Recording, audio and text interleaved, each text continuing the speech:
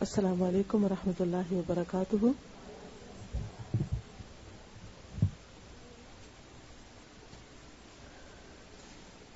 نحمده ونصلي على رسوله الكريم، اما بعد فاعوذ باللہ من الشیطان الرجیم، بسم اللہ الرحمن الرحیم۔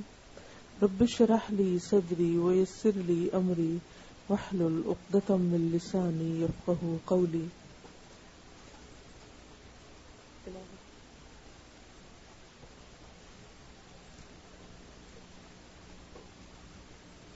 اللہ صلی اللہ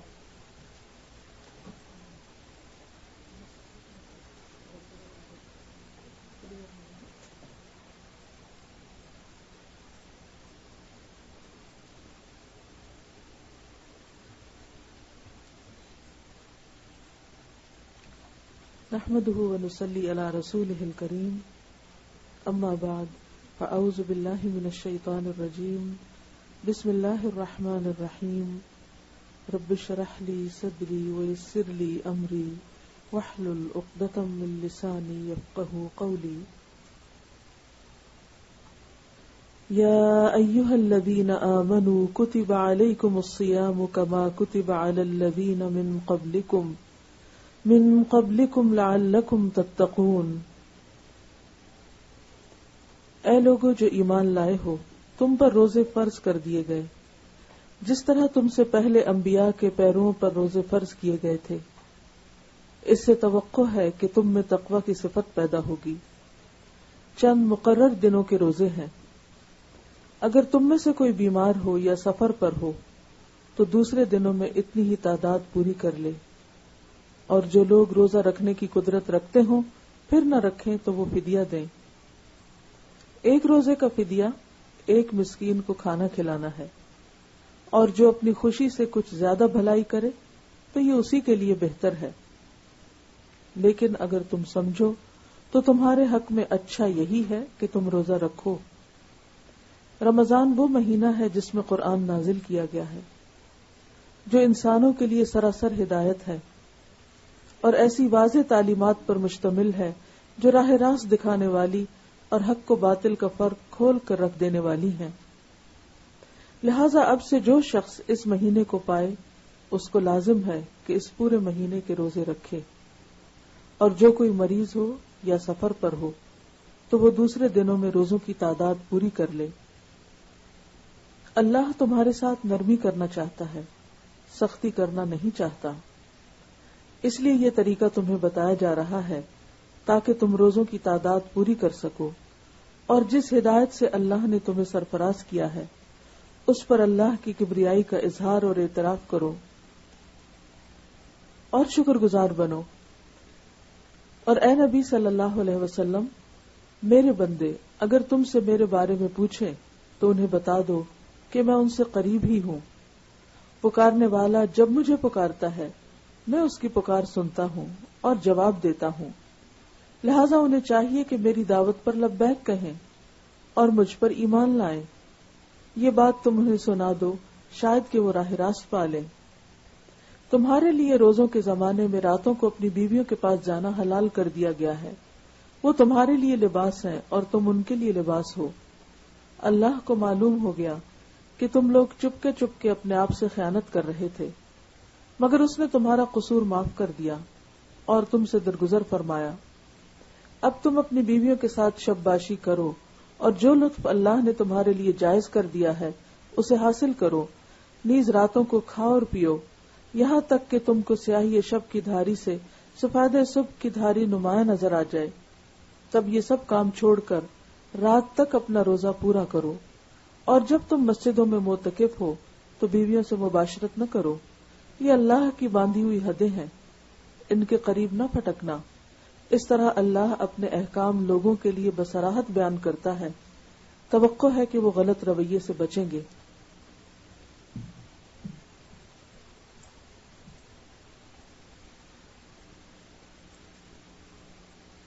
الحمدللہ، اللہ کا بہت احسان ہے کہ اس نے پھر ہمیں رمضان کے قریب لا پہنچایا ہے۔ ہمیں پھر ایک بار مہلت ملی ہے اللہ کا قرب حاصل کرنے کی، تقوی کی کیفیات سے دوچار ہونے کی، اللہ کو راضی کرنے کی، اپنے گناہوں کی معافی مانگنے کی۔ اب یہ ہم پر ہے کہ ہم اس موقع سے کس طرح فائدہ اٹھاتے ہیں، اس وقت کو کیسے استعمال کرتے ہیں۔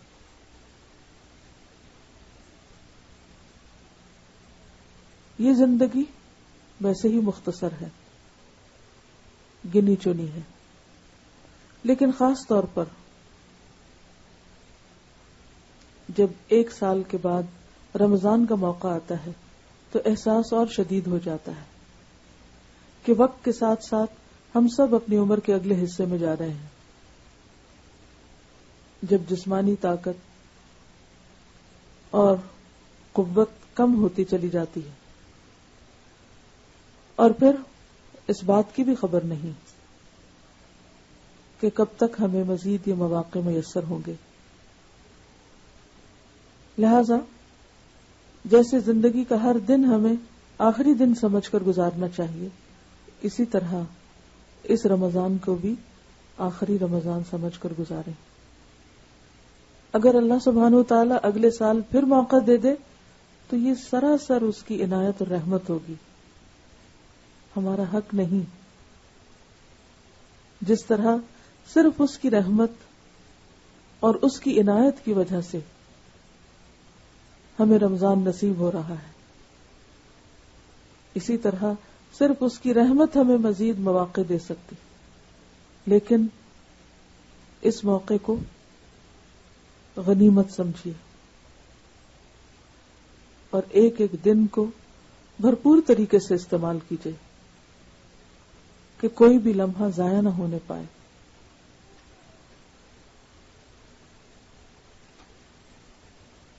رمضان اسلامی کیلنڈر کا 9واں مہینہ ہے۔ رمضہ کا لفظی معنی ہوتا ہے شدید گرمی کی جلن۔ عربوں نے جب اپنے مہینوں کے نام رکھے تو پہلی مرتبہ یا اس موقع پر رمضان جس مہینے میں آیا وہ شدید گرمی کا موسم تھا، اور اسی سے پھر اس کا نام رمضان رکھا گیا۔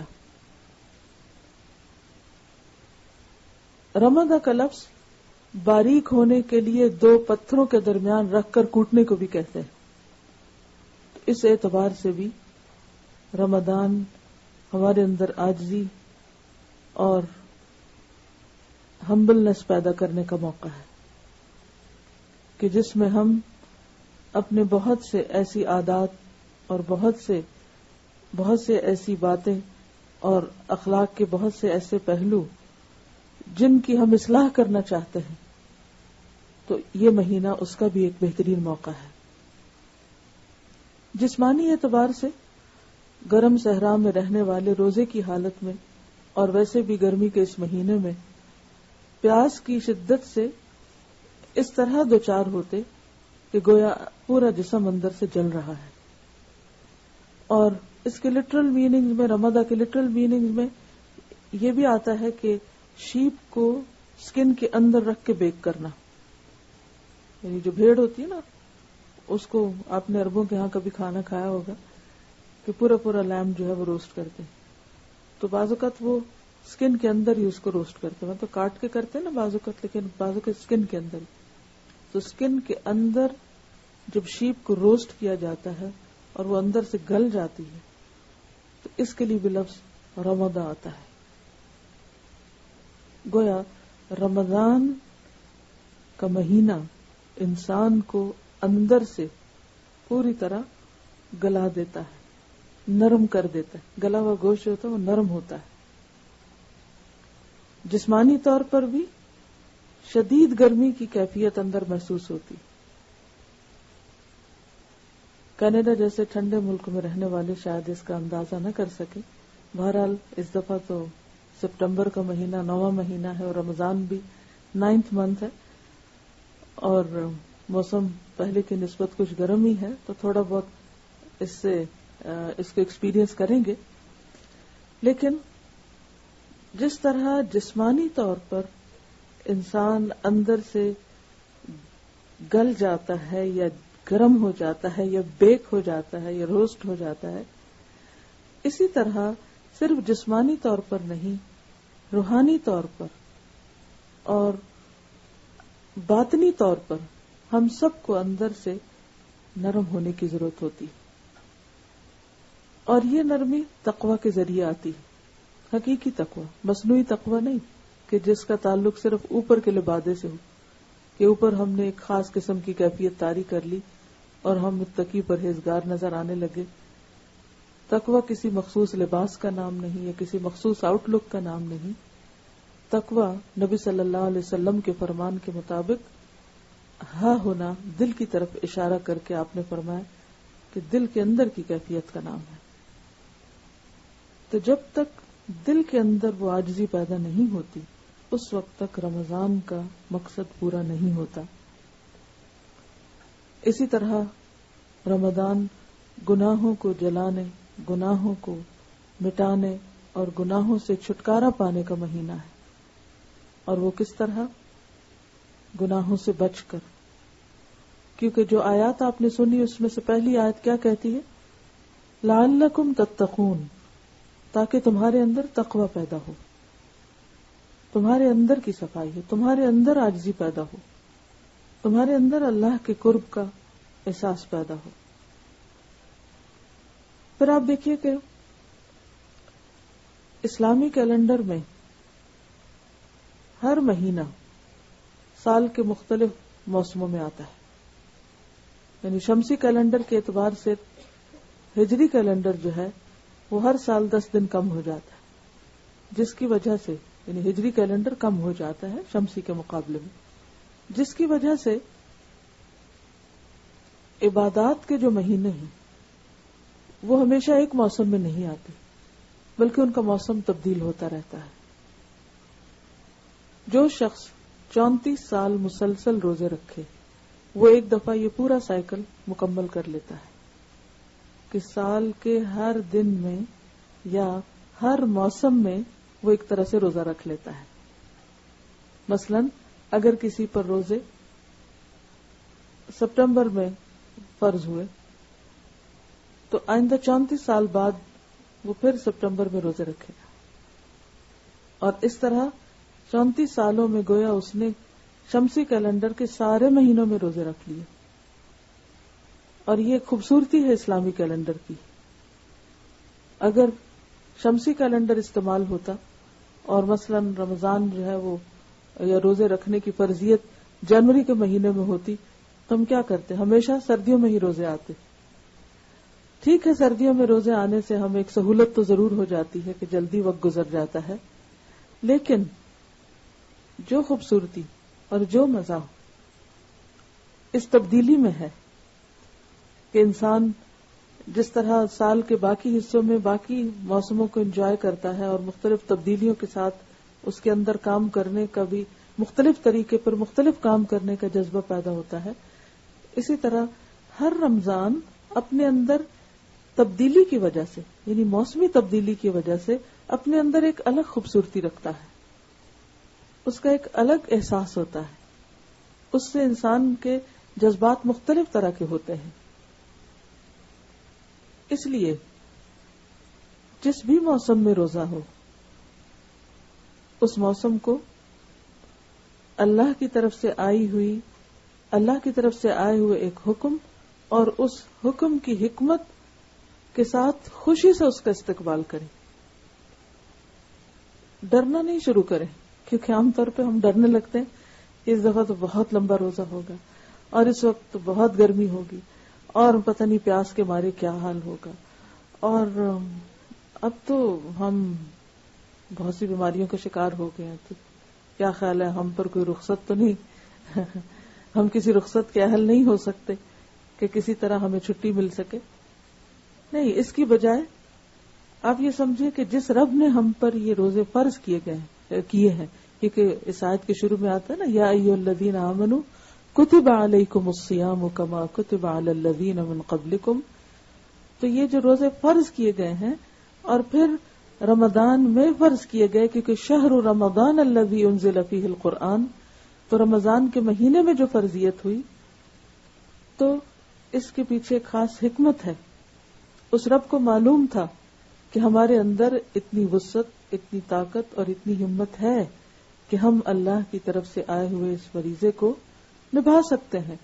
لہذا خوشی کے ساتھ اس کو نبھائیے، خوشی کے ساتھ اس کو ویلکم کیجیے، خوشی کے ساتھ اس کا استقبال کرتے ہوئے اس کے لیے بھرپور تیاری کیجیے. خود لفظ روزہ جو ہے عربی میں اس کے لیے صوم یا صیام کا لفظ آتا ہے، اور صوم کا لفظی معنی ہوتا ہے رک جانا. رک جانا کس چیز سے رک جانا؟ کھانے پینے سے اور سیکشل ایکٹیویٹی سے. اور کتنی دیر کے لیے رک جانا اس کا تعین بھی قرآن مجید میں کر دیا گیا. ثم اتم الصیام الی اللیل، رات کے آغاز تک روزہ مکمل کرنا. اور کب؟ حتی یتبین الخیط الابیض من الخیط الاسود، کہ جب صبح کے وقت سفید دھاری سیاہ دھاری سے الگ ہو جائے، یعنی سحر کا وقت جو ہوتا ہے. اب تو خیر کیلنڈر موجود ہیں اور منٹس اور سیکنڈز کے حساب سے پوری کیلکولیشنز وقت سے پہلے ہی ہمیں مل جاتی ہیں. تو ان مخصوص اوقات میں کھانے پینے سے رک جانا اور سیکشل ایکٹیویٹی سے رات کے وقت ان چیزوں کی اجازت ہوتی، کیونکہ روزہ جو ہے وہ رات کو نہیں رکھا جاتا، دن ہی کو رکھا جاتا ہے. اگر کوئی شخص یہ کہے کہ میں دن کی بجائے رات کو روزہ رکھ لیتا ہوں اور سو کر وقت گزر جائے گا، تو وہ ایسا نہیں کر سکتا. کوئی یہ نہیں کہہ سکتا کہ میں نے اتنے گھنٹے کا روزہ تو چلے میں آفٹر نون سے شروع کر کے اپنی مرضی سے اتنے گھنٹے پورے کر لیتا ہوں. تو بات گھنٹے پورے کرنے کی نہیں ہے، بات اللہ کی حدود کی پابندی کی ہے کہ جو اوقات اس نے مقرر کیے انہی اوقات میں ان تمام چیزوں سے بچنا بے حد ضروری ہے. پھر یہ ہے کہ اگرچہ ہم جسمانی طور پر روزہ رکھتے ہیں اور ان قانونی احکامات کی پابندی کرتے ہیں، لیکن اس کے ساتھ ساتھ کچھ اخلاقی پابندیاں بھی ہم پر عائد ہوتی ہیں. اور وہ کیا ہے کہ ہم صرف کھانے پینے کا روزہ ہی نہ رکھیں، بلکہ اپنی زبان کا روزہ بھی رکھیں، اور زبان سے ایسی باتوں کو چھوڑ دیں کہ جو اللہ کو ناراض کرنے والی. کانوں کا روزہ بھی رکھیں، ایسی باتوں کو نہ سنیں یا ایسی باتوں کے سننے میں دلچسپی نہ رکھیں جو اللہ تعالیٰ کو پسند نہیں. آنکھوں کا روزہ بھی ہو کہ ایسی چیزوں کو نہ دیکھیں کہ جو اللہ تعالیٰ کو ناراض کرنے والی ہوں. کیونکہ تقوی کا مفہوم کیا ہے؟ تقوی کا لفظی معنی ہوتا ہے بچنا، ریزرو کرنا، پروٹیکٹ کرنا، حفاظت کرنا. تو کس چیز کی پروٹیکشن، کس چیز کی پریزرویشن، کس چیز کی حفاظت؟ اپنے تمام جسم کی حفاظت. کس سے؟ گناہوں سے. کس سے بچنا؟ گناہوں سے بچنا، اللہ کی نافرمانی کے کاموں سے بچنا. اور کس چیز کو اختیار کرنا؟ یعنی مختلف چیزوں سے بچنے کے بعد، مختلف چیزوں کو چھوڑنے کے بعد پھر کچھ اور کاموں کو اختیار کرنا. اور پھر آپ دیکھیے کہ صرف بچنے کا ہی مفہوم نہیں ہوتا اس میں، بلکہ تقوی جو ہے وہ انسانی شعور کی اعلیٰ ترین کیفیت کا نام ہوتا ہے. تقوی انسان کو الرٹ رکھتا ہے، تقوی انسان کو باشعور بناتا ہے. جس طرح روزے کی حالت میں ہم کھانے پینے سے پرہیز کرتے ہیں، اسی طرح گناہوں سے بھی پرہیز کرتے ہیں. اور جب ہم گناہوں سے پرہیز کرتے ہیں تو پھر شیطان کو ہم پر حملہ آور ہونے کا موقع کم ملتا ہے. اور خصوصاً رمضان میں تو شیطان باندھ دیے جاتے ہیں، جو سرکش جن ہے وہ کنٹرول کر لیے جاتے ہیں. تو انسان شیطان کے وسوسوں سے محفوظ ہوتا ہے، اور اس طرح وہ جو ایول ٹمپٹیشنز ہوتی ہیں وہ بھی کنٹرول ہونے لگتی ہیں. لیکن ان سب میں نیت اور ارادے کا بہت بڑا دخل ہے، شعوری کوشش کی ضرورت ہے. ورنہ انسان جن چیزوں کو سال بھر عادی ہوتا ہے انہی چیزوں کو اسی طرح لیے چلا جاتا ہے. تو رمضان جو اللہ تعالیٰ کے قرب حاصل کرنے، گناہوں سے بچنے کا مہینہ ہے. صرف بچنا ہی نہیں بلکہ نیکیوں کو اختیار کرنے کا مہینہ بھی ہے. زیادہ سے زیادہ نیکیاں کرنے کا وقت بھی ہے. زیادہ سے زیادہ نیکیوں میں سب سے بڑی نیکی تو بذات خود روزہ رکھنا ہے. کیونکہ اگر کوئی شخص رمضان کے مہینے میں قرآن بھی پڑھ رہا ہے، صدقہ خیرات بھی کر رہا ہے، لوگوں کے روزے بھی کھلوا رہا ہے، عمرہ بھی کر رہا ہے، لیکن روزہ نہیں رکھ رہا کہ یہ میرے لیے بڑا مشکل ہے، میں سب کچھ کر سکتا ہوں، اپنے کھانے پینے پہ کنٹرول نہیں کر سکتا یا اپنی نفسانی خواہشات پہ کنٹرول نہیں کر سکتا، تو اس کی باقی ساری عبادات اس فائدے کی نہیں رہتی. نفلی عبادت فرض کا درجہ نہیں لے سکتی یا فرض کو کمپنسیٹ نہیں کر سکتی. یعنی کوئی شخص یہ نہیں کہہ سکتا کہ میں سارا دن قرآن پڑھوں گا لیکن روزہ نہیں رکھوں گا. نہیں، روزہ فرض عبادت ہے. جو 5 بیسک پلرز آف اسلام ہیں ان میں سے ایک بنیادی ستون ہے دین کا. جو شخص جان بوجھ کر روزہ چھوڑے وہ اللہ تعالی کا نافرمان ہے اور کبیرہ گناہ کا مرتکب ہوتا ہے. اس میں ہماری اپنی کوئی چوائس نہیں، الا یہ کہ کوئی شخص بیمار ہو یا سفر پر ہو، جیسے کہ آپ نے اس آیت میں سنا. اسی لیے ہم دیکھتے ہیں کہ روزہ اگر کسی بیماری یا سفر کی وجہ سے قضا ہو جائے تو اس کی قضا رکھنا بھی لازم ہے.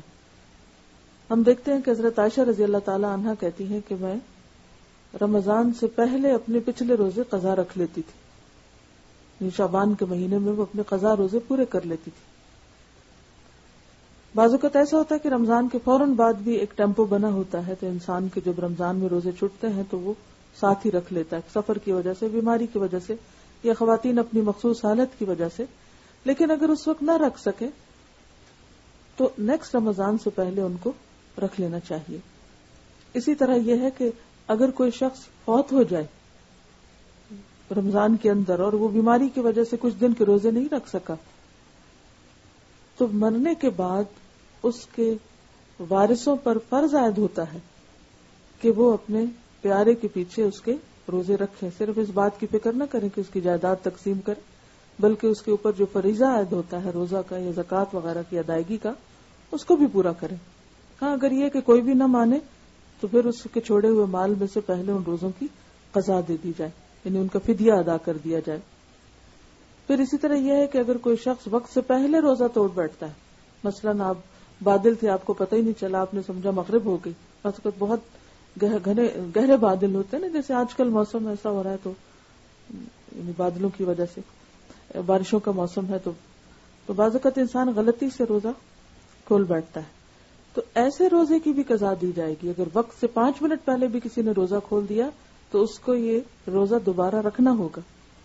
اس سے آپ اندازہ لگا سکتے ہیں کہ روزے کی کتنی اہمیت ہے. اور روزہ سب پر فرض ہے. سب پر سے مراد کیا؟ مسلمان ہو، بالغ ہو، عاقل ہو، مرد ہو یا عورت، سب پر.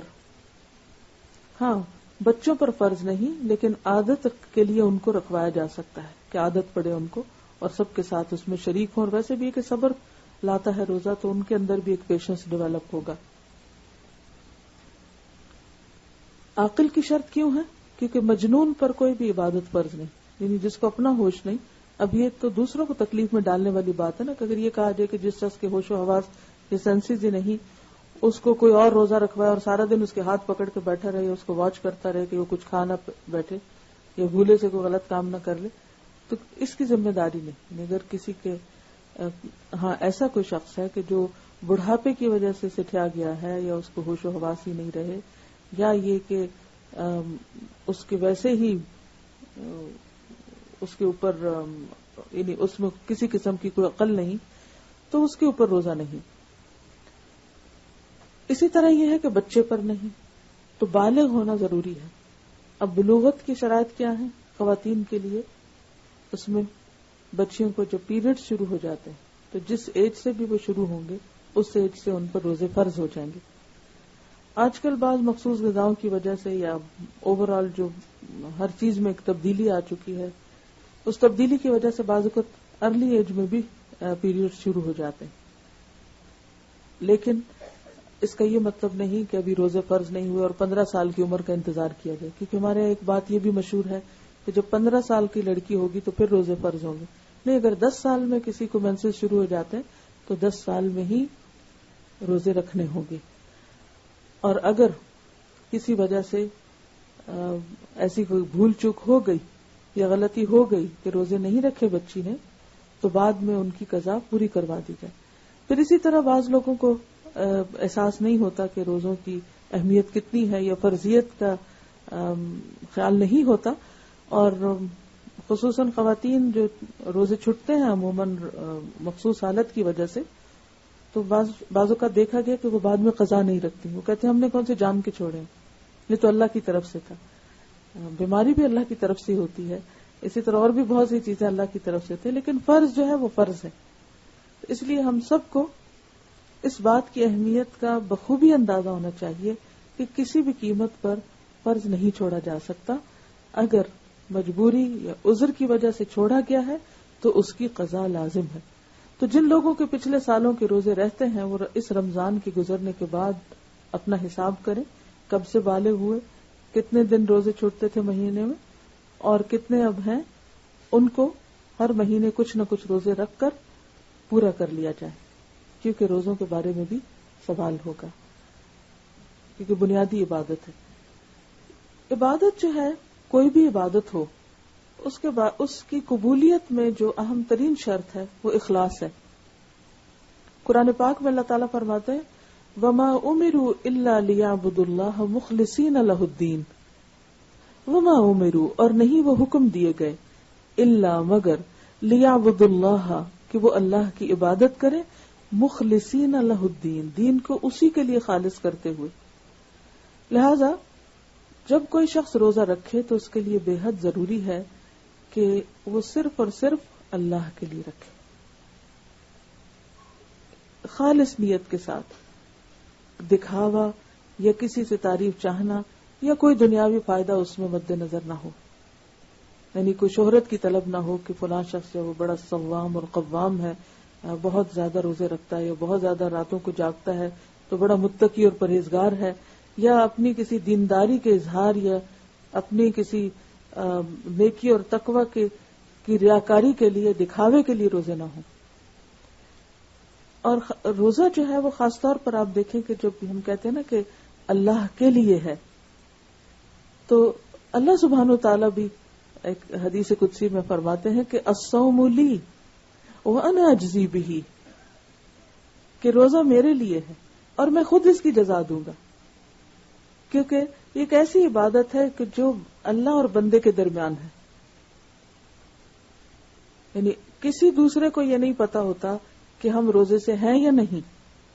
ایون رمضان میں بھی کوئی شخص یہ نہیں کہہ سکتا کہ سب کا روزہ ہے. ہو سکتا ہے کہ وہ ظاہر روزہ ہو اور اندر سے نہ ہو. تو الصوم لی وانا اجزی بہ، روزہ میرے لیے ہے اور میں خود اس کی جزا دوں گا. اگرچہ ہر چیز کی جزا اللہ ہی دے گا، لیکن مطلب اس کا یہ ہے کہ باقی نیکیوں کی جزا بتا دی گئی کہ ایک کے بدلے میں 10، من جاء بالحسنۃ فلہ 10 امثالھا، جو ایک نیکی لایا اس کے بدلے اس کے لیے 10 نیکیاں ہیں. یا یہ کہ بعض کے بدلے میں 70 اور بعض کے بدلے میں 100 اور 700 تک کی بات بھی کی گئی. مثلا جو لوگ اللہ کے راستے میں اپنا مال خرچ کرتے ہیں ان کو 700 تک کی بشارت دی گئی. لیکن روزے کی کتنی جزا ہے، کتنے گنا اس کا ثواب ملے گا، کیا اس کو حاصل ہوگا قیامت کے دن؟ یہ قیامت کے دن ہی کھلے گا. اور پھر آپ دیکھیے کہ ہر روزے میں بھی فرق ہے. یعنی یہ نہیں کہ ہم نے ایک دفعہ اخلاص سے شروع میں نیت کر لی کہ ہم اللہ کے لیے خالص کریں گے اور پھر ہم خالص ہی رہیں گے. کسی وقت بھی خلل آ سکتا ہے نیت میں، کسی وقت بھی کوالٹی گھٹ سکتی ہے، گر سکتی ہے. لہذا بے حد ضروری ہے کہ ہم ہر روز شعوری نیت کریں، پورے شعور کے ساتھ اس کو رکھیں کہ میرا روزہ میرے رب کے لیے، کسی اور کے لیے نہیں ہے. میں اگر بھوکا ہوں تو میرے رب کے لیے، میں پیاسا ہوں تو اپنے رب کے لیے، میں اپنی دیگر خواہشات کو کنٹرول کیے ہوں تو اپنے رب کے لیے، اور اس کی جزا مجھے اپنے رب ہی سے چاہیے. اور اس کے لیے پھر آپ دیکھیے کہ جب آپ کو جزا رب سے چاہیے نا، تو پھر آپ یہ نہیں بولیں گے ہائے گرمی لگ رہی ہے، ہائے بہت تھک گئے ہیں، ہائے پیاس لگ رہی ہے. بچوں والی حرکتیں نہیں ہوں گی. پھر کہ اگر آپ بچوں کو جیسے روزہ رکھواتے نا، تو بچے کیا کرتے ہیں، ہر تھوڑی دیر کے بعد آپ پیچھے اچھا کب کھلے گا، تو پھر اس صورت میں آپ کیا کریں گے؟ صبر. کیونکہ روزہ رمضان جو ہے وہ شہر الصبر بھی ہے، صبر کا مہینہ. اور صبر کون سا اچھا ہوتا ہے؟ صبر جمیل، خوبصورت صبر، اچھا صبر، کہ جس میں انسان کوشش کرے کہ وہ نہ صرف یہ کہ زبان بلکہ اپنے عمل، اپنے رویے اور معاملے سے بھی اپنے روزہ دار ہونے کی شکایت نہ کرے. اللہ نے فرض کیا نا، تو اگر ہم بندوں سے شکوہ کرتے ہیں، بندوں کے آگے اپنا رونا رو رہے ہیں، اس کا مطلب کیا ہے کہ جو اللہ نے ہم پر پابندی لگائی اس کی شکایت بندوں سے ہو رہی ہے کہ اس دفعہ تو بہت ہی تھک گئے ہیں، بہت مشکل میں ہیں، یا مشکل ہو گئی. نہیں، کچھ بھی نہیں. اگر کوئی بھی پوچھے کہ روزے کیسے گزر رہے ہیں تو خوشی سے مسکرا کر کہے کہ الحمدللہ بہت اچھے گزر رہے ہیں. اور ایک اور بات یہ بھی ہے کہ جب ہم ہر وقت بھوک اور پیاس کی بات کرتے ہیں تو پھر وہ اور ستانے لگتی. اور اصل میں تو روزہ سکھاتے ہی سیلف ڈسپلن ہے. سیلف ڈسپلن کہ آپ اپنے آپ کو کس طرح ڈسپلن کریں. صرف اوقات ہی کی پابندی کے اعتبار سے نہیں کہ صبح سویرے اٹھنا ہے، سحری کھانی ہے اور شام کے وقت افطار کرنا ہے اور ان 2 اوقات کی خوب پابندی کریں، بلکہ باقی چیزوں میں بھی، اپنی گفتگو میں بھی سیلف ڈسپلن، اوقات کار میں، باقی تمام رویوں میں، معاملوں میں، کیونکہ آپ آن ڈیوٹی ہیں. یعنی روزے کا سارا وقت کیا ہے؟ آن کال ہے، آن ڈیوٹی ہے. تو جو شخص آن ڈیوٹی ہوتا ہے وہ کیا کرتا ہے؟ الرٹ رہتا ہے نا، ہر اعتبار سے الرٹ ہوتا ہے. تو آپ بھی الرٹ رہیں گے. الرٹ صرف اس معنی میں نہیں کہ اوہ بھول کے کچھ کھا نہ جاؤں، اس میں تو بہت الرٹ رہتے ہیں سب. اس میں بھی کہ میں نے کیا بولا، کیا کہا، کیسے لفظ زبان سے نکالے، کس کے ساتھ کیا معاملہ کیا. کیونکہ ہوتا یہ ہے کہ جب انسان بھوک کی حالت میں ہوتا ہے یا تھکاوٹ کی حالت میں ہوتا ہے یا نیند کی کمی ہوتی ہے تو پھر اس کے اندر ایک خاص طرح کی اریٹیشن آتی ہے. عموماً آپ نے دیکھا ہوگا کہ بچے جو بھوکے ہوتے ہیں تو کرنکی ہو جاتے ہیں، تو بعض بڑے بھی ایسے ہی بچے بن جاتے ہیں. وہ بھی بھوک برداشت نہیں کرتے، بس کھانا وقت پہ تیار نہیں، یا سرو نہیں ہو رہا، یا مزے کا نہیں، یا مرضی کا نہیں، تو پھر آپ دیکھیں ان کے ری ایکشن کیسے ہوتے ہیں. یا نمک ذرا زیادہ ہو گیا ہے، یا کم ہو گیا ہے، یا کوئی کمی بیشی ہو گئی ہے. تو یہ وقت کس چیز کا وقت ہے؟ صبر کا وقت ہے، اور یہ سیلف ڈسپلن کا وقت ہے. تو اس وقت میں خود پر خود چیک رکھنا ہے. دیکھیے کہ کوئی آپ کو ہر وقت پکڑ کے نہیں بتا سکتا کہ دیکھو ایسا نہ کرو تم روزے سے ہو. بچے تو نہیں نا، ہم تو بڑے ہو گئے سارے، یا نہیں؟ واقعی بڑے ہو گئے ہیں. بڑے ہونے کی ضرورت ہے، میچور ہونے کی ضرورت ہے. اسی طرح آپ دیکھیے کہ جب نیند پوری نہیں ہوتی تب بھی ہم غصہ کرنے لگتے ہیں، چڑچڑے ہوتے ہیں. تو رمضان میں نیند تو پوری ہونی ہی نہیں. جس نے واقعی صحیح معنی میں روزہ رکھنا، کیونکہ بھوک میں نیند بھی نہیں آتی. ہم کیلولا کریں گے تو کتنا کر لیں گے، اتنی مزے کی تو نہیں آئے گی نیند. تو پھر آپ کو جاگتے ہی رہیں گے، وہ الرٹ رہتے ہیں نیند میں بھی. اسی طرح رات کو تراویح اگر آپ پڑھیں گے تو لازماً دیر سے سوئیں گے. اگر آپ کو سحری بنانی ہے تو لازماً جلد اٹھیں گے. پھر اگر آپ روزہ رکھ کے فوراً سو جائیں تو وہ کھانے کے ساتھ فوراً سونا جو ہے وہ صحت کے لیے بھی نقصان دہ، اور وہ سونا پھر طبیعت میں بدمزگی پیدا کرتا ہے، تو اس وقت بھی آپ نہیں سو پاتے. پھر دن میں کام کرنا، اب آپ چھٹی لے کے تو نہیں بیٹھ سکتے کہ روزے آ گئے ہیں تو اب ہم ہر چیز سے فارغ ہو جائیں. اصل میں تو ٹریننگ ہی اس چیز کی ہے. اب دیکھیں کہ صائم عربی میں اس گھوڑے کو بھی کہتے ہیں کہ جس کو بھوکا پیاسا رکھ کے خوب خوب دوڑایا جاتا ہے. اتنا دوڑایا جاتا ہے اور اتنی ایکسرسائز کرائی جاتی ہے کہ اس کا پیٹ جو ہے وہ پسلیوں کے اندر چلا جاتا ہے. اور اس کے اندر اس ایکسرسائز کے ذریعے یہ ابیلٹی پیدا کی جاتی ہے کہ وہ پھر جنگ کے وقت بھوکا پیاسا رہ کر کمزور نہ پڑے بلکہ خوب خوب کام کر سکے. تو رمضان میں جب ہم روزہ رکھ کر بھوکے پیاسے رہ کر نیند کم کر کے تھکاوٹ کے ساتھ کام کرتے ہیں تو یہ ایک طرح سے پریکٹس ہوتی ہے, ایکسرسائز ہوتی ہے اس بات کی کہ ہم بعد میں بھی رمضان کے بعد بھی یعنی ہمارا اسٹیمنا ڈیولپ ہو جاتا ہے کہ جس کے ذریعے ہم بہتر انسان بن سکتے ہیں, اپنی بھوک پر کنٹرول کر سکتے ہیں, نیند پہ کر سکتے ہیں, اینگر پہ کر سکتے ہیں, مختلف طرح کے جو چڑچڑے پن ہے اور اریٹیشن ہے اس پہ کر سکتے ہیں. اور یہ صرف ایک ڈیسیژن لینے کی دیر ہے. رمضان کی حالت تو روزہ ہم کو یاد دلاتا ہے کہ دیکھو ایسا نہیں کرنا ہے روزے سے ہو, لڑائی جھگڑا نہیں کرنا کہ روزے سے ہو. اور اگر ہم نہ یاد رکھیں تو کوئی دوسرا ہمیں یاد دلا دیتا ہے کہ بھئی روزے سے ایسا نہیں کرو. تو یہ ایک پورا مہینہ صائم رہ کر یعنی روزہ دار رہ کر, جیسے وہ گھوڑے کی مثال سامنے رکھیں کہ وہ گھوڑا کہ جس کو بھوکا پیاسا رہ کر دوڑایا جاتا ہے, اسی طرح روزہ رکھ کر ہم بھی سارے کام کرنے ہیں, دوڑ دھوپ اور سب کچھ. اور آپ دیکھیں گے کہ ایک دفعہ جب آپ شروع کر دیں گے تو آپ کو یاد بھی نہیں رہے گا. پہلے تھوڑا سا خوف ضرور ہوتا ہے کہ آپ کے اندر ایک ہچکچاہٹ ہوتی ہے کہ پتہ نہیں کیا ہوگا, لیکن جب کرنے لگتا ہے تو وہ ہونے لگتا ہے. اور پھر رمضان کے بعد آپ اس ایکسپیرینس کو بار بار یاد کرتے ہیں کہ اچھا روزہ رکھ کے میں یہ سب کچھ کرتی تو اب کیوں نہیں کر سکتی. اصل بات یہ کہ ہم اپنے نفس کو ڈھیلا چھوڑ دیتے ہیں, سب سے زیادہ رعایتیں اپنے آپ کو دیتے ہیں, سب سے زیادہ رحم اپنے آپ پہ کھاتے ہیں, اپنے آپ پہ ترس کھا رہے تھے, سیلف پٹی کا شکار ہوتے کہ اب ہم کو بھوک لگی, اب ہم کو نیند آئی ہے. اپنے نفس کا بھی تو حق ہوتا ہے. اور ہمیں تو اس ڈھیل میں پھر کیا ہوتا ہے کہ ہم بہت سے فرائض سے غافل ہو جاتے.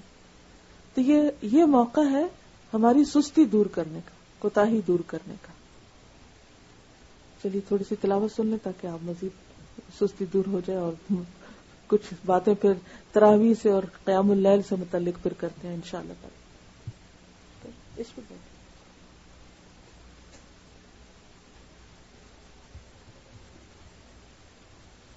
یہاں تک کر لینا.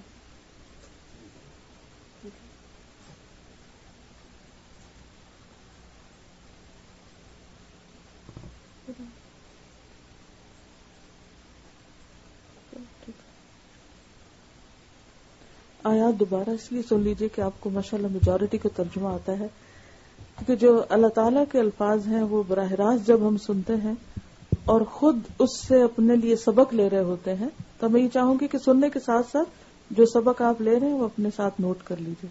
ٹھیک ہے, چلیے.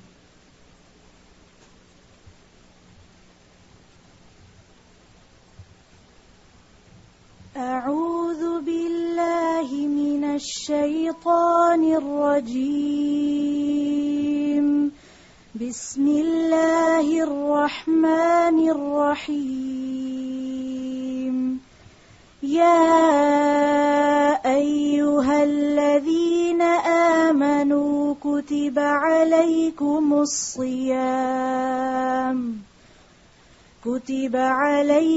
الصيام كما كتب على الذين من قبلكم لعلكم تتقون. أياما معدودات.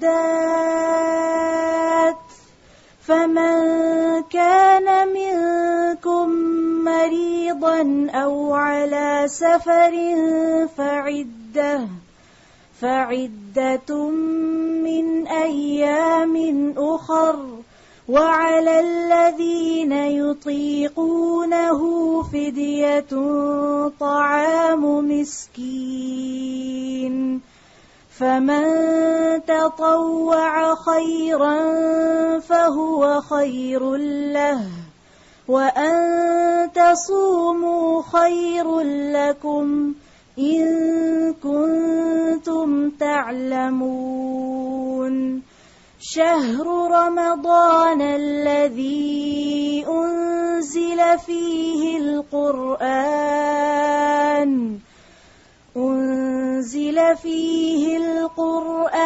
هدى للناس وبينات من الهدى والفرقان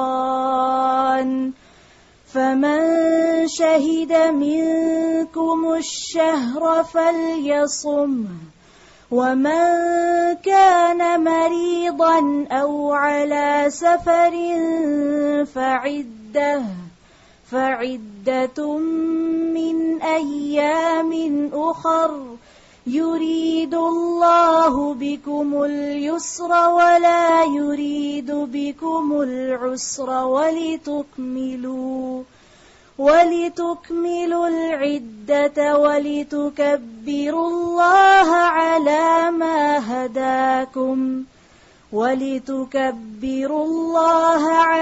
ما هداكم ولعلكم تشكرون وَإِذَا سَأَلَكَ عِبَادِي عَنِّي فَإِنِّي قَرِيبٌ أُجِيبُ دَعْوَةَ الدَّاعِ إِذَا دَعَانِ فَلْيَسْتَجِيبُوا لِي وَلْيُؤْمِنُوا بِي لَعَلَّهُمْ يَرْشُدُونَ.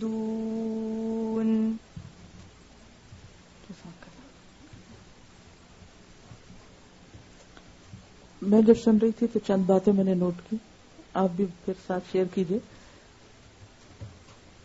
سب سے زیادہ مجھے جو سن کر احساس ہوا وہ روزے کی فرضیت کا ہے کہ پہلی آیت میں ہی فرمایا کہ کتب علیکم الصیام، روزے تم پر فرض کر دیے گئے، اور پھر یہ کہ صرف تم پر نہیں، تم سے پہلوں پر بھی فرض کیے گئے.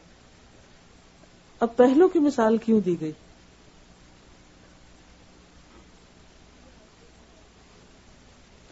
اب دیکھیے کہ جب ہم پر کوئی پابندی لگتی ہے نا تو ہمیں مشکل نظر آتی. فرضیت کا کیا مطلب؟ کہ پابندی ہے، تمہیں ایسا کرنا ہوگا. لیکن انسان کا نفس جو ہے وہ پابندیوں سے گھبراتا ہے، پابندیاں قبول نہیں کرنا چاہتا. لیکن جب انسان کو مثال دے کے سمجھایا جاتا ہے کہ دیکھو یہ صرف تم پر نہیں، تمہارے بڑے بہن بھائی پر بھی یہ پابندی ہے یا اس پہ بھی لگی تھی، تو پھر انسان کے لیے اس پابندی کو سہنا آسان ہو جاتا ہے. جب انسان دیکھتا ہے کہ اچھا اور لوگ بھی اس میں اسی طرح بندھے ہوئے ہیں تو پھر اپنی پابندی مشکل نہیں لگتی. تو اللہ سبحانہ وتعالی نے کتنے زبردست حکیمانہ طریقے سے ہمیں روزے کی فرضیت کا احساس دلایا. اللہ تعالیٰ یہ بھی کہہ سکتے تھے کہ تم پر روزے فرض ہیں لہذا روزے رکھو، کیونکہ آگے جا کے کہا فَلْيَصُمْ، لیکن شروع میں کیا کہا؟ یعنی کتنا انسانی نفسیات کا خیال رکھا گیا اور کتنے حکمت کے ساتھ بات آگے بڑھائی گئی کہ دیکھو تم رکھو، مشکل نہیں، کوئی نئی بات نہیں، پہلے لوگ بھی رکھتے رہے ہیں، تم بھی رکھ سکو گے. اور ان روزوں کے رکھنے میں دراصل تمہارا ہی فائدہ ہے، اور وہ فائدہ کیا ہے کہ تمہارے اندر تقوی پیدا ہوگا. پھر آپ دیکھیے کہ ایک اور طریقے سے سمجھایا گیا کہ پابندی تو ہے لیکن چند دن کی ہے، تھوڑی سی ہے. یعنی ایک اور انداز سے پھر اس معاملے کو ہلکا کیا گیا. آپ جب کسی کو ڈسپلن کرتے ہیں یا کسی کو پابندی لگاتے ہیں یا کسی کو کسی خاص وقت کے لیے روک رکھتے ہیں تو آپ کہتے ہیں تھوڑی دیر کی تو بات ہے. جیسے آپ دیکھیں نا کہ ڈاکٹر جب آپ مثلاً آپ کو کوئی پٹی لگا رہے ہوں یا کوئی ٹریٹمنٹ کر رہے ہوں یا کوئی آپ کسی تکلیف دہ عمل سے گزر رہے ہوں، مثلاً آپ میں سے جو خواتین ماں بن چکی ہیں تو جو ڈلیوری کا وقت بالکل قریب آتا ہے تو ڈاکٹر کیا کہتے ہیں؟ تھوڑی دیر کی تو بات ہے، تو سبھی تو مشکل حل ہو جائے گی. تو اسی طرح اگر تمہیں روزے رکھنے انتہائی مشکل بھی لگ رہے ہیں، اس پابندی سے تم گھبرا بھی رہے ہو، تو تھوڑی دیر کی بات ہے، ایام معدودات، چند دن گنتے گنتے 10 10 گزر گئے، پتہ بھی نہیں چلے گا، اس لیے مت گھبراؤ۔ پھر آپ دیکھیے کہ فرضیت ہی کی بات کے رکھنے ضروری ہیں، اگر نہیں رکھ سکو اس حال میں کہ تم مثلا انتہائی بوڑھا انسان ہے کہ جو کبھی دوبارہ اس کی ہمت ہی نہیں ہوگی، ایسا بیمار کہ جسے کبھی صحت کی امید ہی نہیں، تو اس کے لیے بھی کیا ہے تو پھر اس کا فدیہ دو۔ فدیہ کیوں؟ تاکہ تمہیں یہ احساس ہو کہ یہ تمہاری ڈیوٹی تھی جو تم نے پوری نہیں کی، تو اس کو فدیہ کے ذریعے کمپنسیٹ کرو، اسے کمپنسیٹ کرو۔ اور پھر اس کا بھی فدیہ کیا بتایا گیا؟ کھانا کھلانا، کیونکہ روزے میں سب سے بڑی چیز جسے ہم چھوڑتے ہیں وہ کھانا پینا ہے۔ کچھ بھی اور بتایا جا سکتا تھا، لیکن کیا کہا؟ جو کھانا خود کھاتے ہو وہ کسی اور کو کھلا دو۔ یہ نہیں کہا کہ خود نہ کھاؤ اور کسی اور کو کھلا دو، خود تو کھا ہی رہے ہو لیکن کسی اور کو کھلاؤ، کیونکہ خاص طور پر انسان کو بھوک کے تجربے سے گزارنا ہوتا ہے۔ تو پھر دوسرے کو کھانا کھلانا کیا ہے کہ لیسر درجے میں بھوک کا ایکسپیرینس، خود روزہ رکھنے میں بگر ایکسپیرینس ہے، بڑا ایکسپیرینس ہے بھوک کے مرحلے سے گزرنے کا۔ اور جب کسی کو کھانا کھلاتے ہیں تو کب کھلاتے ہیں؟ جب یہ احساس ہوتا ہے کہ دوسرا بھوکا ہے۔ اور یہاں کس کو کھانا کھلانے کے لیے کہا جا رہا ہے؟ مسکین کو، کہ وہ ضرورت مند ہے، اسے کھانا چاہیے، اسے کھانا کھلاؤ۔ تو مقصد پھر وہ پورا ہوتا ہے، خود بھوکے رہ کر بھی مقصد پورا ہوتا ہے اور بھوکے کو کھلا کر بھی پورا ہوتا ہے۔ اور پھر مزید انکریج کیا گیا، وَمَن تَطَوَّعَ خَيْرًا فَهُوَ خَيْرٌ لَهُ، خوشی سے نیکی کرے گا جو اسی کے لیے اچھی، یعنی خوشی سے روزے رکھے جائیں۔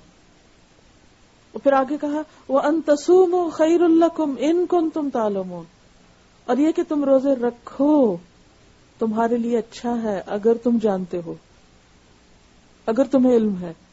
کس بات کا علم؟ کہ کس قدر اجر و ثواب ہے روزہ رکھنے کا، کس قدر بے شمار فائدے ہیں، جسمانی، روحانی، طبی، اخلاقی، جذباتی، ذہنی، ہر اعتبار سے۔ کیونکہ روزہ رکھنے کے صرف جسمانی فائدے ہی نہیں کہ انسان کی ایک زبردستی کی ڈائٹنگ ہو جاتی ہے، بلکہ اس کے ساتھ ساتھ روحانی ایک اسپرچل ایکسپیرینس ہوتا ہے۔ پھر ایموشنل، انسان غصے، لڑائی جھگڑے کی حالت میں ہے تو حدیث میں آتا ہے کہ انسان کسی کے ساتھ لڑائی جھگڑا نہ کرے، اگر کوئی اس سے کرے تو کیا کہے؟ میں روزے سے ہوں۔ تو جذبات کا کنٹرول بھی آتا ہے۔ پھر ذہنی بیداری کی حالت، قلبی شعور کی حالت یعنی تقوی کی حالت، طبی فائدے، بہت سی بیماریوں سے نجات ملتی، اس میں بہت کچھ لکھا گیا، بہت سی ریسرچ پائی جاتی، بہت سے نان مسلم ڈاکٹر جو ہیں انہوں نے بھی اپنے مریضوں کے لیے علاج فاقہ تجویز کیا ہے۔ تو ہمارے ہاں روزہ فاقے کا نام نہیں ہے، فاقہ تو ہے لیکن فاقہ مطلوب نہیں، مطلوب کچھ اور ہے، اس سے آگے ہے، یہ تو ایک سیکنڈری یا اس کا بونس ہے، سیکنڈری فائدہ ہی ایک بونس ہے کہ تم اللہ کو راضی کرو، اجر کماؤ، تقوی حاصل کرو، کیونکہ یہ نہیں کہا گیا کہ تم پہ روزے فرض کیے گئے تاکہ تم بھوکے رہو یا تمہیں ایک تکلیف میں مبتلا کیا جائے یا تمہیں کوئی سزا دی جائے، بلکہ کیا ہے؟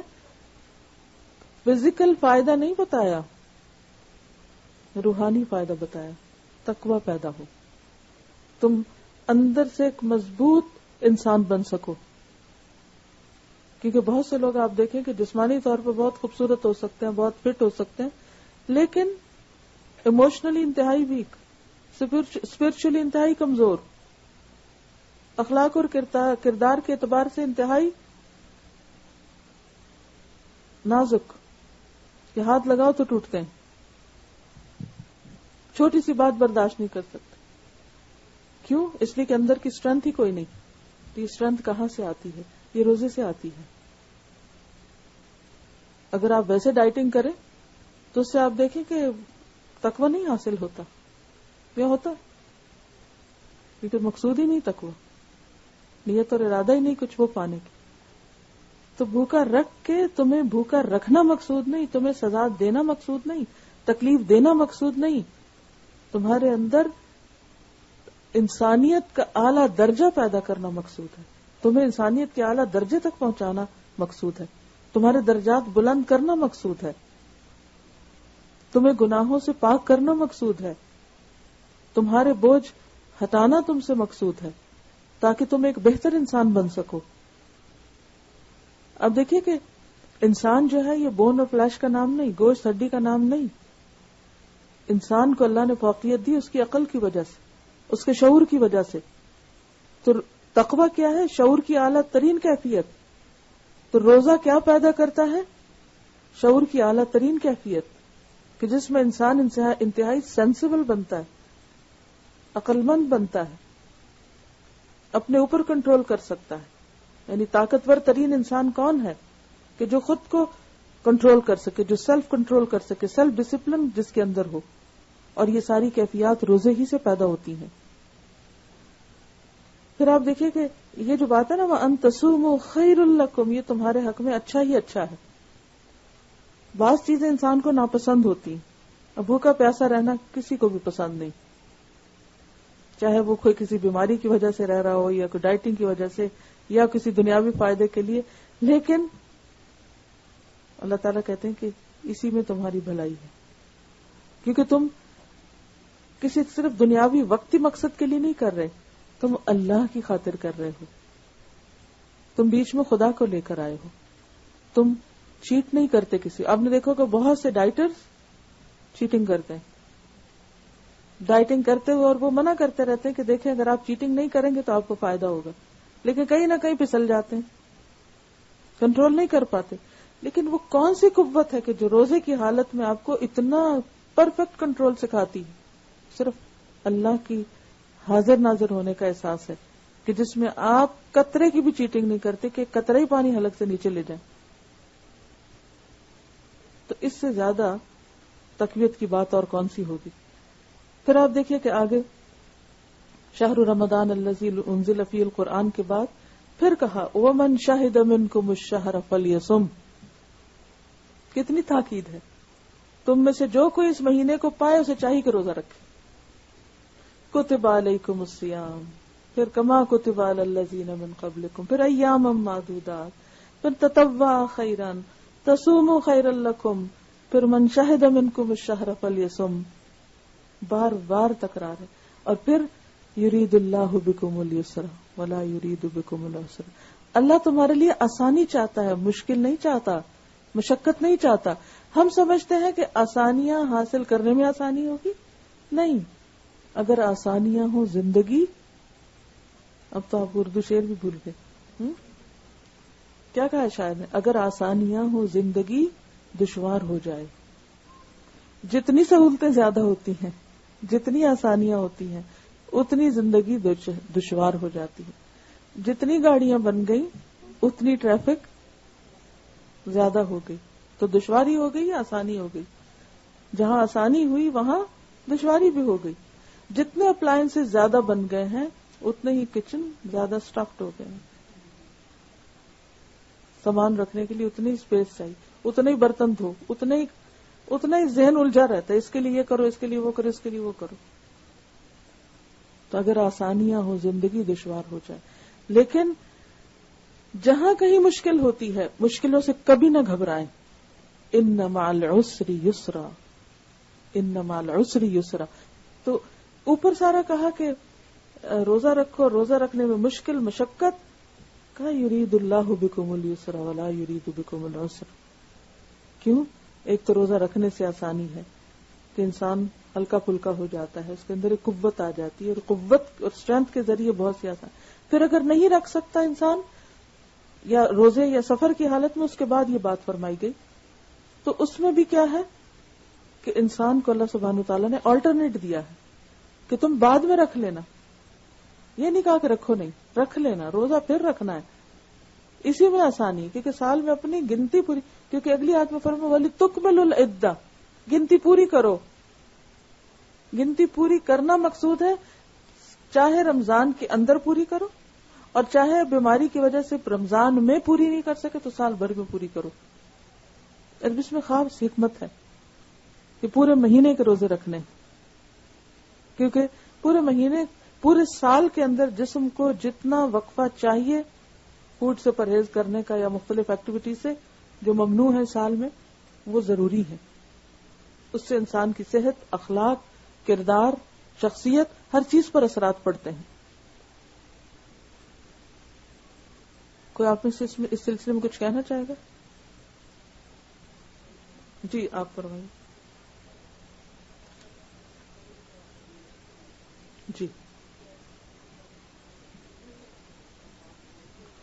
جی آپ ان کا سوال ہے کہ ہمیں رمضان میں روزے کی شعوری طور پر نیت کرنی چاہیے، کیا اس کے لیے ہر روز بول کر نیت کرنا ضروری ہے؟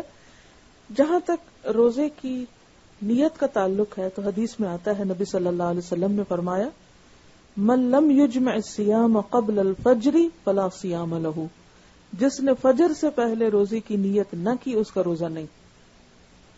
تو فجر سے پہلے یعنی سحری کے وقت روزے کی نیت کر لینی چاہیے یا ایک رات پہلے.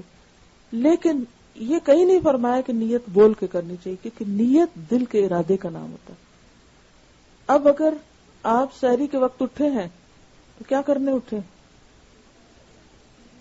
جی آپ کی کوئی نیت نہیں روزہ رکھنے کی؟ نیت نہیں تو سوئے رہیں گے، نیت ہے تو اٹھیں گے نا. تو بس یہی نیت ہوتی ہے. چاہے آنکھ نہیں بھی کھلی، بعض اوقات ایسا بھی ہوتا ہے نا کہ آپ اتنے تھکے ہوئے ہوتے ہیں کہ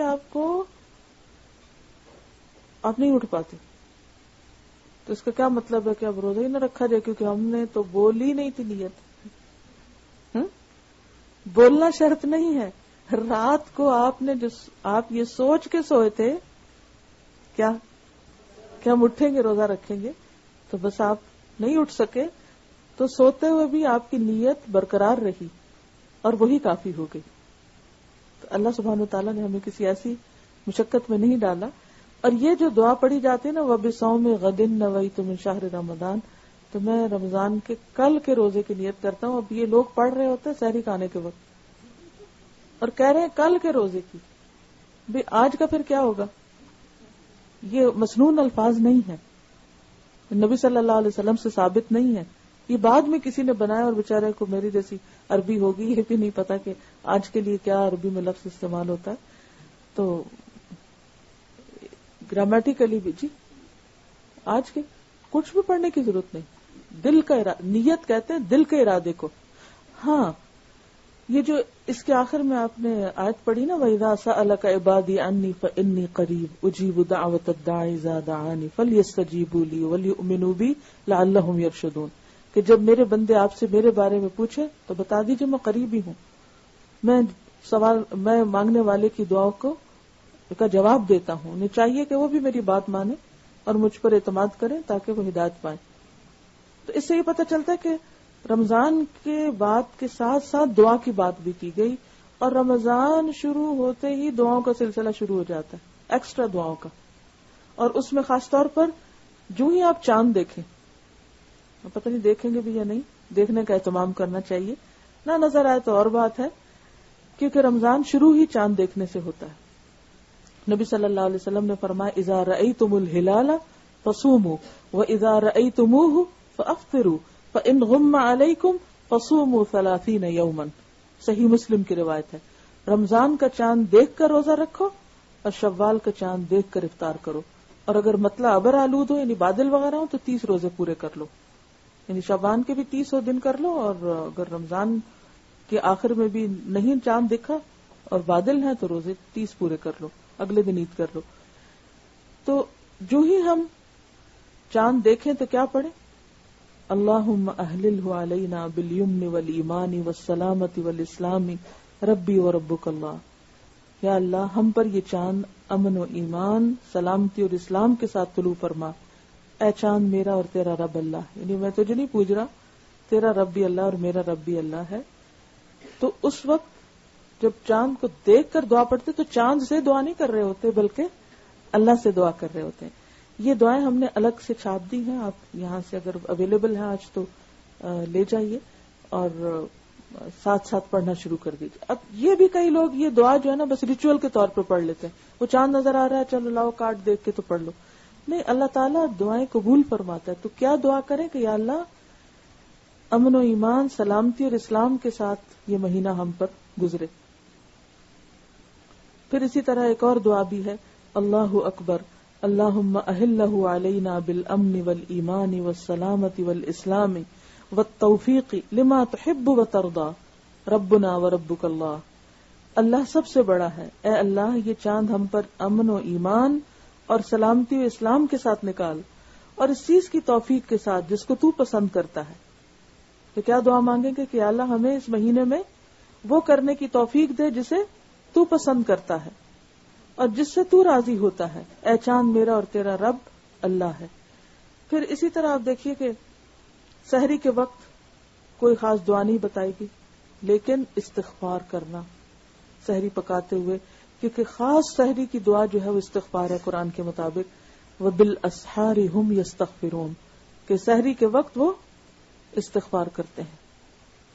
تو جب آپ صبح اٹھتے ہی جیسے وضو وغیرہ کرنے کے بعد آپ نفل پڑھ رہے ہیں تو بھی خاص طور پر اپنی بخشش کی دعا کیجیے. اسی طرح سحری بناتے ہوئے, میز لگاتے ہوئے, گھر والوں کو اٹھاتے ہوئے, برتن سمیٹتے ہوئے, سارا وقت خوب استغفار, کیونکہ وہ استغفار کی قبولیت کا وقت ہوتا ہے. پھر اسی طرح جب افطار کا وقت ہو تو پھر دعا. نبی صلی اللہ علیہ وسلم نے فرمایا جب رات آ جائے, دن چلا جائے اور سورج غروب ہو جائے تو روزہ دار روزہ افطار کر لے, اور روزہ جلد افطار کیا جائے, کھجور سے افطار کیا جائے. حدیث میں آتا ہے کہ کھجور نہ ملے تو پانی, کیونکہ وہ پاک کرنے والا ہے. لیکن اس وقت کی دعا سکھائی گئی, اور وہ کیا ہے, اللہم انی لک صمت وعلی رزقک افطرت. ابو داؤد کی روایت ہے کہ اے اللہ تیرے لیے میں نے روزہ رکھا, تیرے لیے, پھر وہ مخلصین لہ الدین, اور تیرے ہی دیے ہوئے رزق سے افطار کیا, تیرے ہی دیے ہوئے رزق سے افطار کیا. اور پھر پانی وانی پی کے جب آپ اٹھے نماز کے مغرب کے لیے تو ساتھ یہ دعا پڑھیں, ذهب الظمأ وابتلت العروق وثبت الاجر انشاء اللہ. پیاس ختم ہوئی, رگیں تر ہو گئی, اور روزے کا ثواب انشاءاللہ پکا ہو گیا. یعنی اللہ تعالیٰ سے اچھا گمان رکھیں. اور اگر آپ کسی کے ہاں روزہ افطار کریں, یا کسی نے آپ کے ہاں کچھ بھیجا ہے اور ان کے دی ہوئی کھجور یا کسی بھی چیز سے آپ روزہ افطار کر رہے ہیں, تو ان کے لیے بھی دعا کریں. افطر عندکم الصائمون واکل طعامکم الابرار وصلت علیکم الملائکہ. روزہ دار تمہارے ہاں روزہ افطار کرتے رہیں, کیونکہ روزہ افطار کرانے کا بہت بڑا اجر و ثواب ہے. نیک لوگ تمہارا کھانا کھاتے رہیں اور فرشتے تمہارے لیے دعائیں کرتے رہیں. یہ کتنی خوبصورت دعا ہے, اور اس کو بھی شعور کے ساتھ مانگنا چاہیے. کس کے لیے؟ جو روزہ کھلوائے اس کے لیے. پھر اسی طرح افطار کے وقت کی عام دعائیں بھی قبول ہوتی ہیں. تو روزہ افطار ہونے سے تھوڑی دیر پہلے گھر والوں کے ساتھ اگر آپ بیٹھے ہیں, بچوں کو بھی بٹھا لیں اور اپنے لیے دعائیں کریں ان سارے امور میں جن کے بارے میں آپ پریشان رہتے ہیں. اور ہماری پریشانیاں زیادہ کون سی؟ دنیاوی. اس کے طرف دنیا نہیں, آخرت کو بھی یاد کریں. وَمِنَ النَّاسِ مَن يَقُولُ رَبَّنَا آتِنَا فِي الدُّنْيَا حَسَنَةً وَفِي الْآخِرَةِ حَسَنَةً وَقِنَا عَذَابَ النَّارِ. دنیا کے علاوہ آخرت کی بھلائیاں بھی مانگے, اچھی موت مانگے, قبر کی روشنی مانگے, جنت مانگے, جہنم سے پناہ مانگے, آسان حساب مانگے یا بے حساب کی جنت مانگے. تو یہ تمام چیزیں جو ہیں یہ مانگنے کی ہیں. اسی طرح اپنے علاوہ دوسروں کے لیے دعائیں مانگے, اپنی اولاد کے لیے مانگے, والدین کے لیے مانگے, بہن بھائیوں کے لیے, تمام مسلمانوں اور تمام انسانوں کے لیے مانگے کہ اللہ تعالیٰ سب کو ہدایت دے. پھر اسی طرح یہ ہے کہ قرآن پاک پڑھنا, اور خصوصی طور پر رات کے وقت رات کی عبادت تراویح میں خود پڑھیں یا کسی امام کے پیچھے پڑھیں. نیت کر لیں کہ پورے رمضان میں تراویح نہیں چھوڑنی. تھکے ہوئے بھی ہیں, بیٹھ کے پڑھیں, کھڑے ہو کے پڑھیں, لیکن آپ نے نیت کر لی نا تو اللہ تعالیٰ آپ کے لیے آسانی پیدا کر دے گا. اور خصوصی طور پر آخری 10 راتیں, اس میں زیادہ تر توجہ. حدیث میں آتا ہے جب رمضان کا آخری عشرہ شروع ہوتا تو رسول اللہ صلی اللہ علیہ وسلم عبادت کے لیے کمر بستہ ہو جاتے, راتوں کو جاگتے اور گھر والوں کو بھی جگاتے. اور خصوصی دعا آخری عشرے کی، لیلۃ القدر کی، اللہم انک عفو تحب العفو فاعف عنی. اور پھر اگر اللہ توفیق دے تو اعتکاف، اور اعتکاف کیا ہے؟ تنہائی کی عبادت. لیکن افسوس یہ کہ لوگ اب معتکف میں بھی لیپ ٹاپ اور سیل فون لے کے بیٹھ جاتے ہیں. یہ روزے، یہ اعتکاف کی روح کے بالکل خلاف ہے. اعتکاف کیا جاتا ہے سب سے کٹ کے الگ ہو کے عبادت کرنے کا نام اعتکاف. اور اگر انسان وہاں بھی سب کو ساتھ لے بیٹھے، کہیں چیٹ کر رہا ہے اور کہیں باتیں کر رہا ہے اور کہیں، تو یہ کیا مقصد ہے؟ ایک طرف آپ لوگوں سے ہٹ کے بیٹھیں کہ ہم اپنے رب سے باتیں کریں گے، اور پھر وہاں بیٹھ کے لوگوں سے ہی باتیں ہو رہی ہیں، تو یہ درست نہیں. پھر اسی طرح جس کو توفیق ہو وہ رمضان میں عمرہ بھی کرے، کیونکہ نبی صلی اللہ علیہ وسلم نے رمضان میں عمرے کا ثواب حج کے برابر بتایا. جی نہیں تو نیت تو کر لیں، پہلے سے سوچ لیں، نہیں ہم تو کر ہی نہیں سکتے، اور دعا کرنی چاہیے اللہ تعالیٰ کروا دے. کیا مشکل ہے، اس کے بلانے سے ہی ہوتا ہے نا. جی تو یہ چند باتیں تھیں رمضان سے متعلق. اور خصوصی طور پر چونکہ رمضان قرآن کا مہینہ ہے، اس لیے کوشش کریں کہ رمضان میں قرآن خود بھی پڑھیں، تراویح میں بھی پڑھیں، اور اس کے علاوہ سمجھنے کا بھی موقع الحمدللہ جگہ جگہ پر اب یہاں بھی دورہ قرآن ہو رہے ہیں. جہاں آپ کے لیے جانے کی سہولت ہے وہاں تشریف لے جائیں. یہاں بھی انشاءاللہ مردوں کے لیے بھی ہے، عورتوں کے لیے بھی ہے، اور خصوصاً پہلی بار انگلش میں بھی ہو رہا ہے. تو آپ کی جو بچیاں یا ایسی خواتین جن کو اردو سمجھ نہیں آتی، روزانہ ایک پارے کا انگلش میں ترجمہ اور ہلکی پھلکی تفسیر ہوگی 2 سے 4 بجے تک. تو انشاءاللہ اس کے لیے آپ آ سکتے ہیں.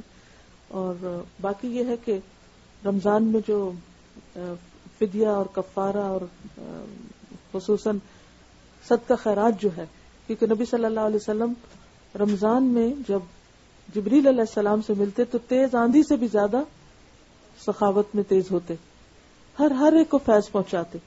تو آپ بھی سوچیں کہ ہر ایک کو فیض پہنچانا ہے، کچھ نہ کچھ، کسی نہ کسی طرح، جس سے بھی آپ کی جان پہچان ہے، اس میں چاہے آپ کھانا کھلائیں، چاہے آپ کھجور بانٹیں، چاہے آپ پانی پلائیں لوگوں کو، یا روزہ رکھوانے کا اہتمام کریں. اور صرف یہ نہیں کہ اپنے ہی جاننے والوں کو یا اپنے ہی دوست احباب کو یا بڑی بڑی پارٹیز پہ بہت کچھ لگا کے، اس میں آپ دیکھیے کہ ایسے لوگوں کو ضرور یاد رکھیں کہ جن کے پاس پیٹ بھر کے کھانا کھانے کو نہیں. تو ہم نے اس دفعہ پچھلے رمضان کی طرح پور فیملیز کے راشن کے لیے پروگرام بنایا ہے $1 a day. تو آپ ہر روز اگر $1 بھی اس مد میں خرچ کریں گے، صدقہ کریں گے، تو 30 days میں $30 کچھ مشکل نہیں. لیکن اس $30 میں ایک بڑے خاندان کی، خصوصاً غریب ملکوں میں ایک بڑے خاندان کی پورے مہینے کے کھانے پینے کا انتظام ہو سکتا ہے. تو اسی طرح یہ کہ فدیہ جو ہے، اگر کوئی روزہ نہیں رکھ پا رہا بیماری کی وجہ سے، تو اس کا ہم نے $5 کا رکھا ہے. کفارہ جو ہے، جیسے ہسبینڈ وائف کا اگر ریلیشن شپ ہوتا ہے تو اس کا آپ کو معلوم ہے کہ اس کا کفارہ ہے ایک گردن کو چھڑانا، غلام آزاد کرنا. یعنی کہ رمضان کی بے حرمتی ہے یہ، اور اس پر ایک طرح سے ہیوی فائن ہے. تو اس سے اجتناب کرنا چاہیے. لیکن انسان اور انسانوں کے ساتھ ایسے مسائل ہوتے ہیں، اگر کبھی کسی سے ایسا ہو چکا ہو یا ہو جائے تو اس صورت میں ایک غلام آزاد، اب تو غلامی کا دور نہیں تو غلام کہاں سے آزاد کریں گے. دوسرا ہے 60 روزہ بغیر کسی وقفے کے 60 روزے رکھنا. اب اگر کوئی وہ 60 نہیں روزے رکھ سکتا تو 60 مسکینوں کو کھانا کھلانا. اگر ایک مسکین کا کھانے کی ایوریج 5 ہے تو 60 کی کیا ہوگی؟ 350. 5 کتنی؟ جی 300. جی ہاں. تو اس کا جو کفارہ ہے $300 بنتا ہے ایک روزے کا. اب یہ ذرا غور سے سنیے، میں نے فدیہ اور کفارہ الگ بتایا. کہیں باہر جا کے آپ کہیں کہ انہوں نے کہا ہے کہ جو روزہ نہ رکھے یا روزہ توڑے وہ $300 دے، یہ نہیں میں کہہ رہی. یعنی اور اس میں یہ ہوتا نا کہ بعض اوقات کسی نے ویسے روزہ توڑ دیا، کوئی بیمار پڑ رہا ہے، بے ہوش ہو رہا ہے، تو اس کا روزہ توڑ، اس کا نہیں کفارہ 30 روزے یعنی 300. یہ ہے اس شخص کا جو ہسبینڈ وائف کا ریلیشن شپ روزے کی حالت میں اگر کوئی قائم کرتا ہے اور روزہ توڑ بیٹھتا ہے تو اس کا یہ کفارہ ہے.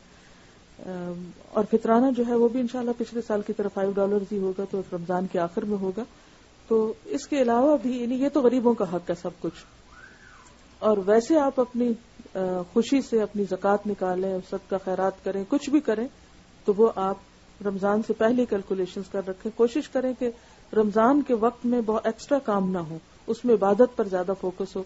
تو گھر بھی صاف کر لیجئے, راشن بھی ڈال لیجئے, گروسریز بھی کر لیجئے, عید کی بھی شاپنگ کر لیجئے, سارا کچھ پہلے سے کر کے پھر آپ رمضان میں ایک ایک دن سے بھرپور فائدہ اٹھانے کے لیے زیادہ سے زیادہ ٹائم جو ہے اپنا عبادت میں گزارنے کے لیے ذہنی طور پہ تیار ہو جائیے.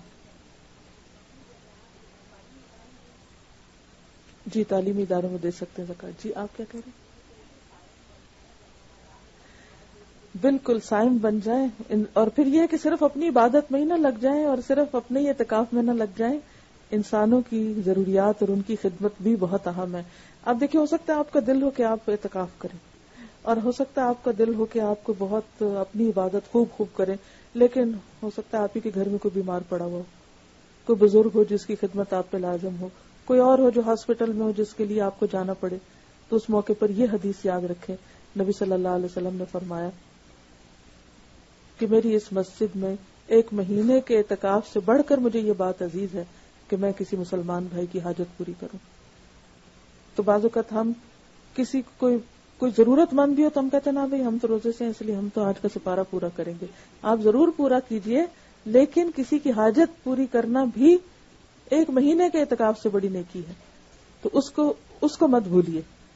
لیکن اس کا یہ مطلب نہیں کہ انسان پھر اپنے نفس کو راحت دے کے چلو ادھر ادھر باتیں کر کے ادھر جاؤ ادھر جاؤ, سیر تفریح, کہ جی بڑی نیکی کے کام کر رہے ہیں اور عبادت کو متاثر کریں. نہیں, آپ جاتے ہوئے راستے میں گاڑی میں CD لگا لیجئے, سنتے جائیے, جہاں موقع ہو قرآن پاک کا نسخہ ساتھ رکھیے, پڑھتے جائیے, دعاؤں کی کتابیں اپنی ساتھ رکھیے, ادھر ادھر سے نکال کر اگر نہیں مل رہی تو اب نئی لے کر رکھ کے, تاکہ مخصوص وقت میں کتاب ہی نہ ڈھونڈنے بھاگتے رہیں اور اتنے میں روزہ کھل جائے اور آپ کی دعائیں رہ جائیں. اور کیونکہ اتنی زبانی تو یاد نہیں, ہر چیز اپنا کچن کے اندر ٹیپ ریکارڈر, کیسٹس, گاڑی کے اندر CDs, کیسٹ, صفائی وغیرہ گاڑی کی بھی, پھر اسی طرح باقی کتابیں, دعاؤں کی, نماز مصلی کے قریب کہاں پڑھنا ہے, کیا کرنا ہے, سب کچھ پلاننگ پوری امیجنیشن کے ساتھ صبح سے شام تک کی کر لیجئے, تاکہ جب پہلے دن سے ہی فائدہ اٹھائیے نا, 10 دن تو چیزیں ڈھونڈنے میں گزار دیں ہم, تو ایک ایک دن کا فائدہ اٹھانا ہے. اللہ تعالیٰ ہم سب کا مددگار ہو. وآخر دعوانا ان الحمدللہ رب العالمین. چونکہ آج الحمدللہ مردوں کا ختم قرآن ہے, تو میں چاہوں گی کہ آپ سب مسجد میں تشریف لے جائیے, اور اگر کسی کو وہاں بیٹھنے میں مشکل ہو تو ہم یہاں اسپیکر کھول دیتے ہیں, تو وہ کرسی پر بیٹھ کے یہاں بھی سن سکتے ہیں. ورنہ یہ ہوتا ہے کہ مجلس اور گیدرنگ کے قریب ہونا زیادہ بہتر ہے, تو وہاں آپ مسجد تشریف لے جائیے. جی آپ کچھ پوچھ رہے ہیں؟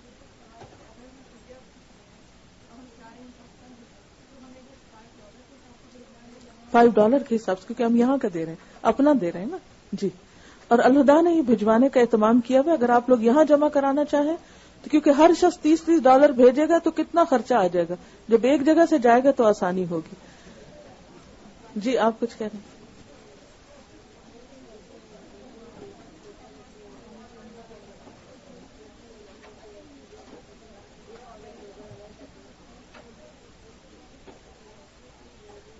کفارہ دے دے اس کا. جی ہاں بالکل بالکل.